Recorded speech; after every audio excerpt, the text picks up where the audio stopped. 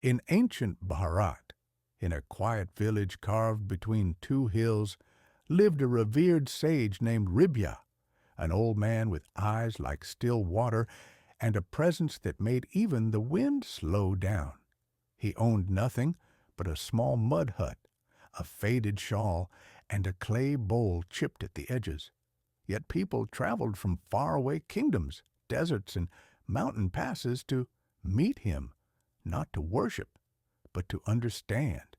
He had no temple, no disciples, and no sacred text. But those who sat with him left with lighter hearts and heavier wisdom. One day, a man named Veer arrived, young, wealthy, well-read, and restless. The son of a successful merchant, Veer had studied scriptures, meditated in ashrams, debated monks, donated to temples, and read every holy book he could find, from the Bhagavad Gita to the Upanishads. He had everything the world valued: wealth, knowledge, respect. But he didn't have peace, not even close. "I don't know what else to do," he confessed to Ribhya, sitting with his hands pressed together. "I've tried everything. I know all the teachings. I performed every ritual my father swore by, but every night I still feel this hole in me. I still feel like something's missing." The sage looked at him calmly, then without a word handed Veer his clay bowl and pointed to the stream nearby. "Bring me water," he said simply.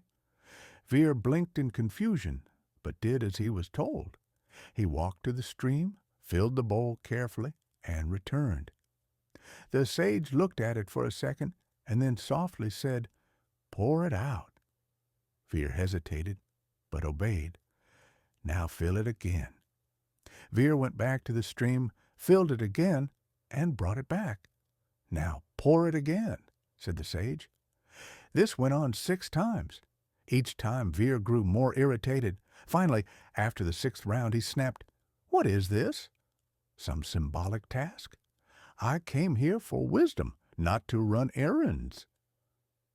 The sage smiled, not mockingly, but like a parent amused by a child missing the obvious. "You've just done with your body what your mind refuses to do." Veer frowned. "What do you mean?"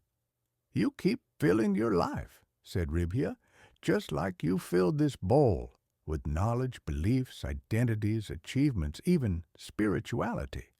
But the one thing you never practiced was emptying." Veer's heart thumped.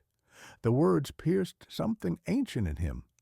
"Peace," the sage continued, "is not something you add to yourself. It is what remains when you remove everything that is not you. Just like water cannot be poured into a full bowl, wisdom cannot enter a life already overflowing with noise." Veer sat down. His shoulders softened, as if he finally allowed himself to feel how heavy he'd been carrying his intelligence. "So all I've done is fill?" "Yes," said the sage, "and when it spills over, you call it confusion." Veer looked at the bowl, simple, fragile, empty. "But I thought the more I knew, the more I'd grow." "You have grown," said the sage, "outward, not inward." Silence hung between them like incense smoke. The wind picked up, birds chirped, the sun warmed Veer's face. "But what do I even let go of?" Veer asked quietly. "Start with your need to be right," said Ribhya. "Then your addiction to answers, your pride in how much you've read, your fear of looking foolish, your constant need to become. When you let go of becoming, you meet what already is." Veer let the words sit in him. He didn't write them down. He didn't try to analyze them. He just let them echo. Over the next few days, Veer stayed, not as a student, but as a listener.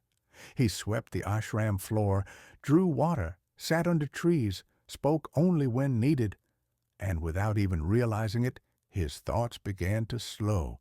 His anxiety began to fade. He stopped quoting philosophers and started observing ants. He stopped asking why and started noticing what is. He noticed how the breeze had a rhythm, how silence had depth, and how his breath didn't need to be controlled. It only needed to be noticed. And in that stillness, something extraordinary happened. The hole in him didn't get filled. It disappeared because it had only ever been created by his own thinking. Days later, before leaving, Veer bowed low before the sage. "Thank you for not giving me anything," he said. "And thank you," the sage replied, "for being willing to receive nothing." "Can I take the bowl with me?" Veer asked with a smile. "No," said the sage, "because what you carry now cannot be held." Veer left that forest a quieter man, not because his mind was full, but because it was finally quiet. He returned to the same city, the same house, the same people. But he wasn't the same.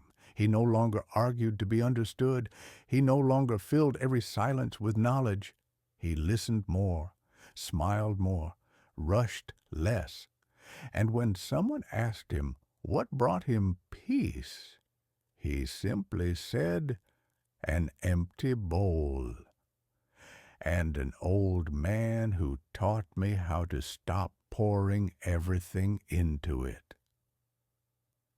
And if this story made something inside you pause, made your thoughts feel a little lighter, or made your heart feel just a little more empty in the best way, then subscribe to this channel.